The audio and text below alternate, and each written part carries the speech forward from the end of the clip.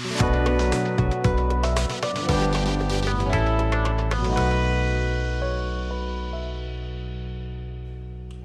that time of year again. I'm canning green beans. Let me show you how I do it. Now the first thing I do is I wash my jars in very hot soapy water. You can, and I prefer to use a dishwasher, but my dishwasher is on the blink right now. And your dishwasher will not only wash, but it will also sanitize. So I'm sanitizing the old-fashioned way in a water bath. And I have washed all of my jars and put them down in this water bath. Made sure I got good water down inside the jars using my jar handler, because once it's sterilized, I don't want to touch it. That's it. Let's get your jars ready. Wash your beans.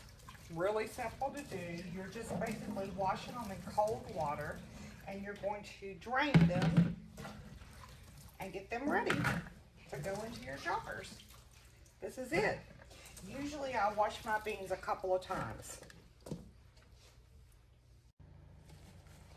Fill in the jars of beans, as you can see, and I'm using my I forget what that's called, but you know, it's got the space filler on here, and actually I don't want to go past that line right there where the crease where the, yeah. So anyway, I'm putting my beans in, and I am pushing them down. I'm raw packing these cold now because I am going to pressure can them. If I was going to, you know, freeze them or whatever, then I would blanch them for about 5 minutes before. Looks like I am just going to be probably about 20 quart jars, it looks like. Maybe, yeah. That's it. This is how you do it. Now on to the next step.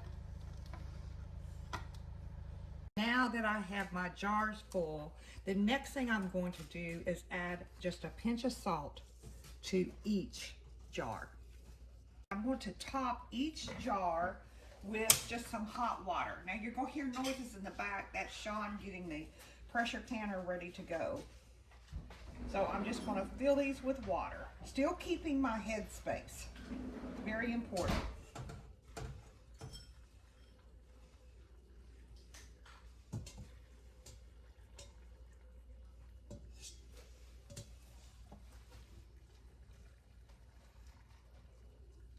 Now this is hot boiling water that I'm putting in here.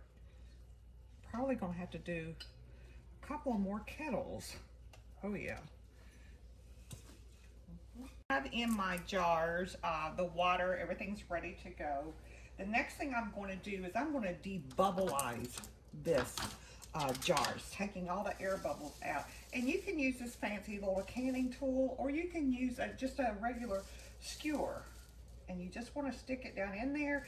That brings all your bubbles to the front. Can you see that? There we go. See, look right there. Bringing all your bubbles to the front.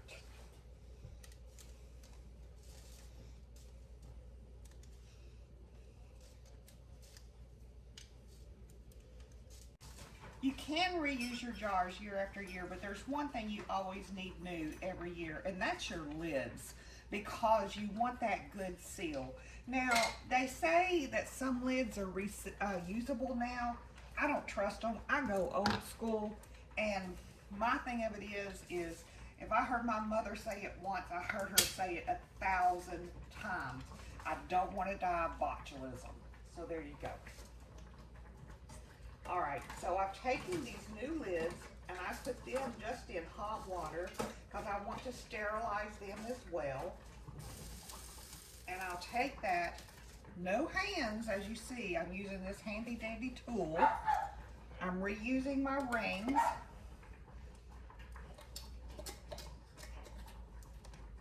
And there we go. That's now ready for the canner. Sean will give it the final twist down.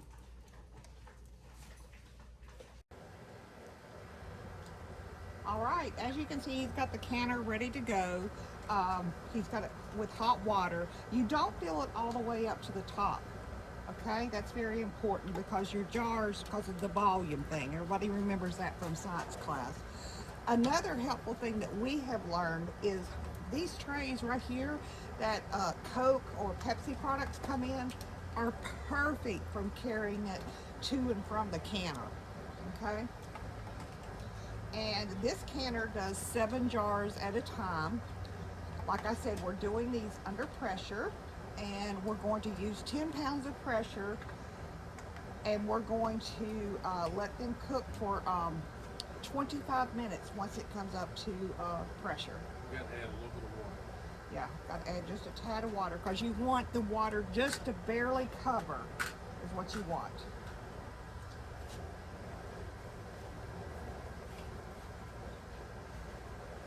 But you can see from this where, you know, how he had the water level and how much volume those jars take up.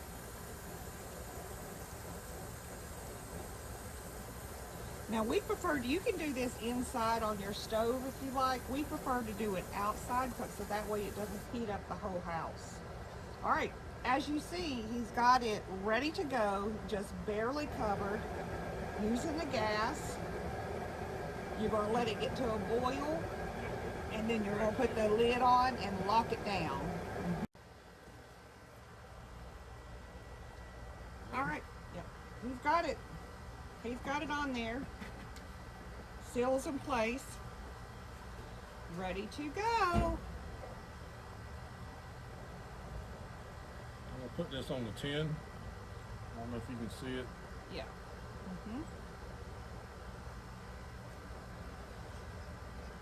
And what you're looking for is that spewing motion. Some of you that are my age, or maybe a tad younger, you remember your mom's using a pressure cooker and how it spun. That's exactly what you're looking for. Once it starts spinning, that means it's up to pressure, and it will be that way for 25 minutes.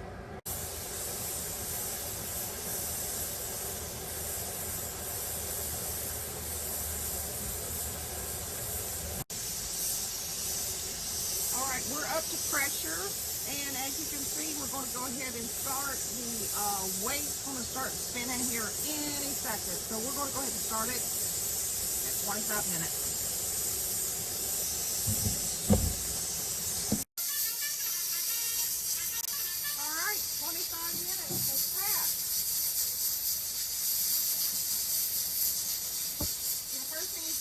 Cut off all the gas to it.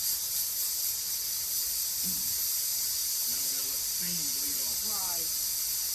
That's important.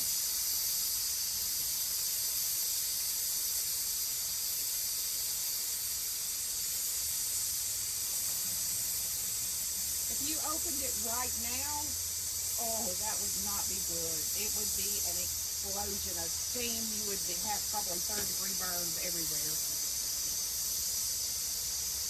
So safety is first. Yeah, safety is first. This is one of the most top priorities of canning with pressure. All right, so this is going to take a few minutes, and we'll be back.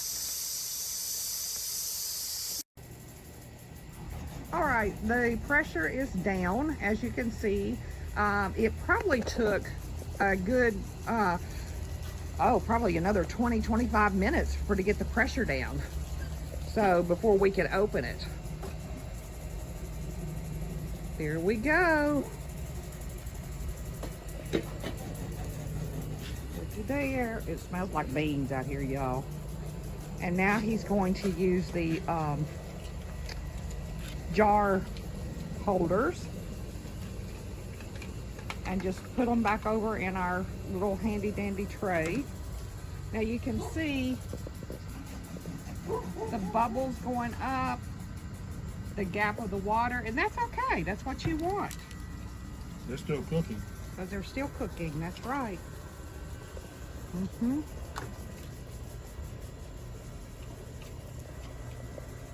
That's it, y'all. And we're gonna let these set and cool. And then as they cool, then the seals will pop.